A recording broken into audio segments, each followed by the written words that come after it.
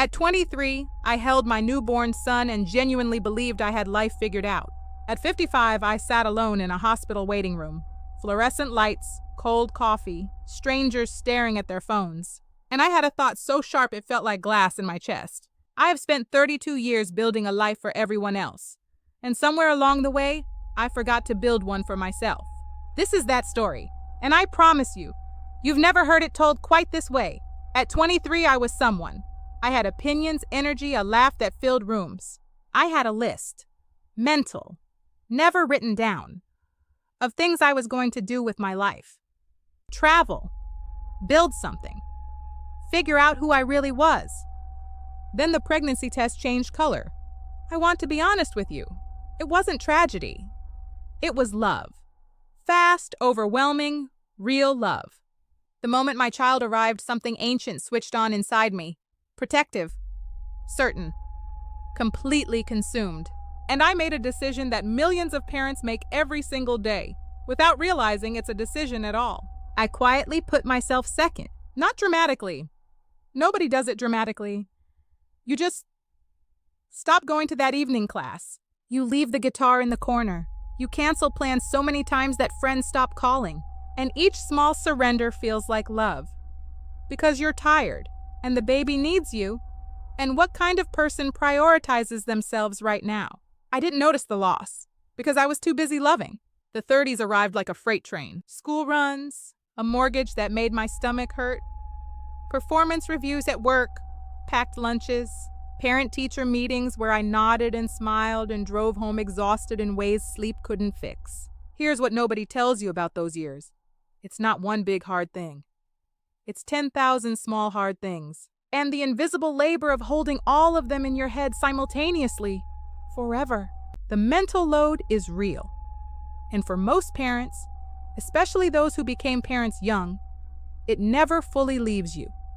Even when you're at work, even when you're laughing, even when you're supposed to be sleeping. My 40s brought teenage years, new wars, emotional ones. The child I had given everything to was now pushing me away, which is exactly what they were supposed to do. But nobody prepares you for the particular loneliness of that. I kept functioning. I kept showing up. I was, by every external measure, doing a good job. But I was running on empty. And I had been for years. Here's the sentence I couldn't say out loud back then. I was present for every moment of their life and completely absent from my own. Somewhere between 45 and 50, the kids needed me less.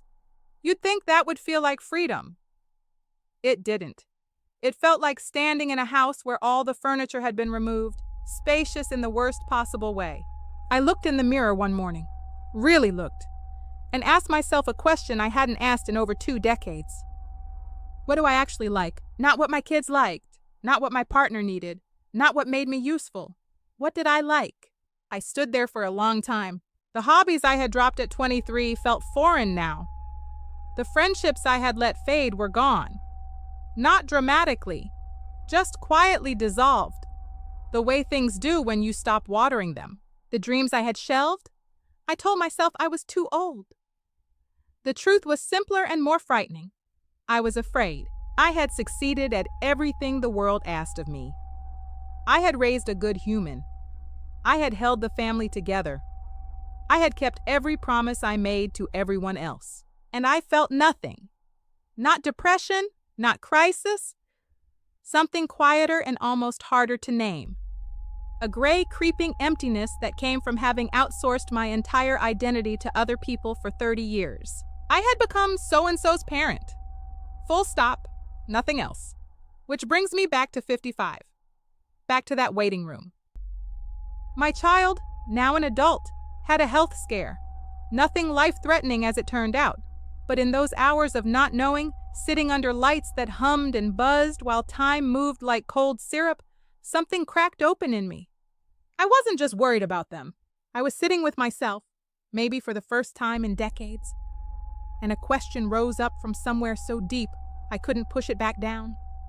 If I got bad news today about me, would I feel like I had actually lived? I sat with that question. The answer was no.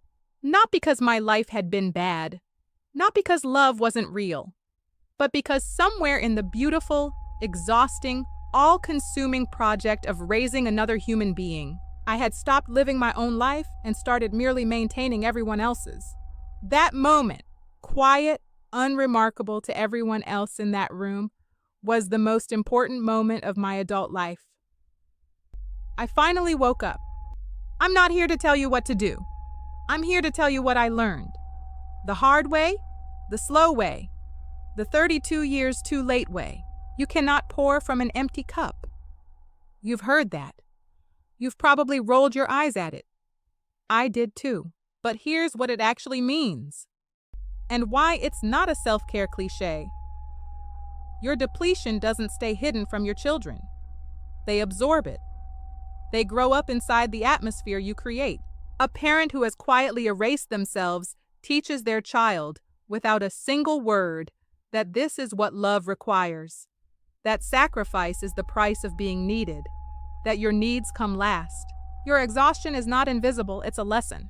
Keeping your identity alive is not selfish. It is, in fact, one of the most responsible things you can do as a parent.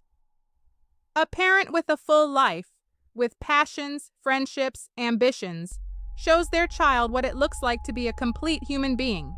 That is not a distraction from parenting. That is parenting. Sacrifice without acknowledgement has an expiry date. My becoming gave them permission. That is the sentence I want to leave you with, if you are a parent who recognized yourself anywhere in this story.